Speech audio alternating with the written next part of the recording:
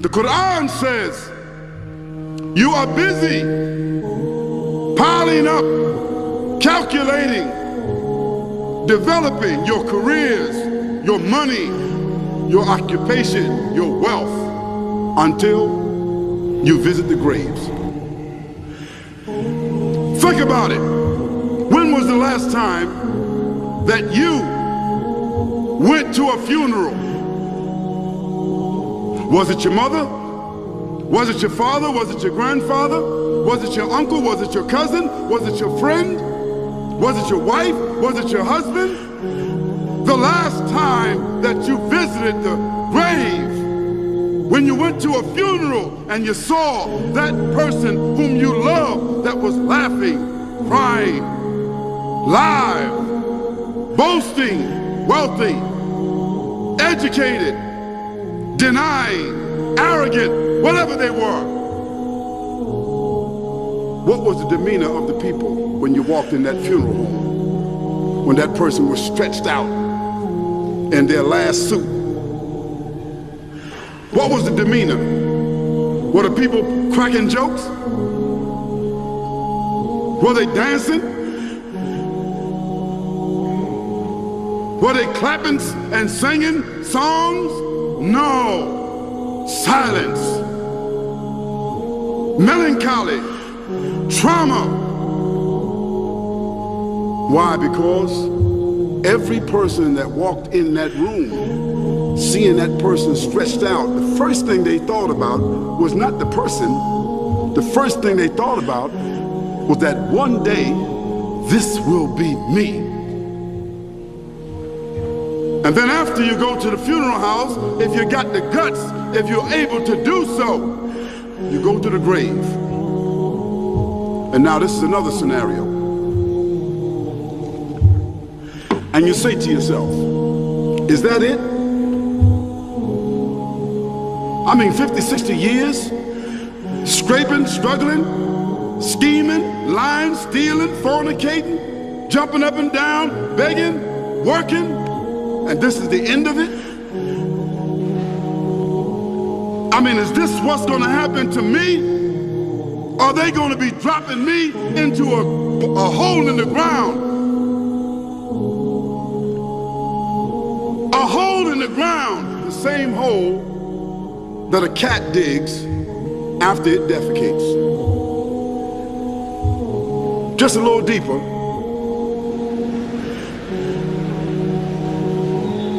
But for the same reason. The cat digs a hole because the cat has dignity. Something that human beings don't seem to have. Instinctively, the cat digs a little hole, covers it up. Humans have got to be taught to do that. But it's for the same reason. So you and I, we're going into a hole a little deeper than the one the cat dug.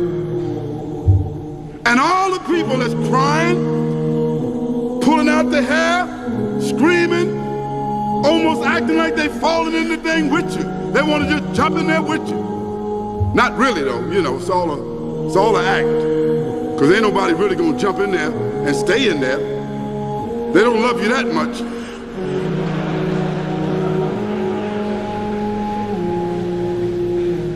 And then after all the shoveling get done, and they fill it up, and the box, you can't even see the box no more, the coffin that cost $5,000. I don't know what did they burn somebody a $5,000 coffin for? I mean, if I was a funeral director, after they left, I would dig them back up and put them in another box and take that box back.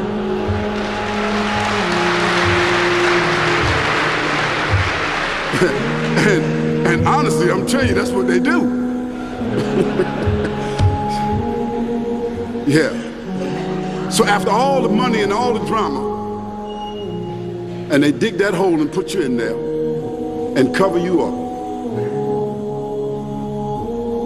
So it really means that after all this time, and the people walk away from that grave, it's over. What about that person in the grave? What's happening? Because you know and I know that death is almost like sleeping. Death is like sleeping. Your body is gone. Your body is dead. Your spirit is gone, but your consciousness is there. Yes, brothers and sisters, you and I are going to know when the people put us in that box and put us in the grave. We are going to know. Your spirit is gone. You can't shout. You can't call out. You can't say, don't leave me here. But you're going to be hearing and you're going to be seeing, because that's a different kind of consciousness. But you can't move. And in that grave, this is when the real trauma is going to begin. Because there's a reason for humans to go inside the grave.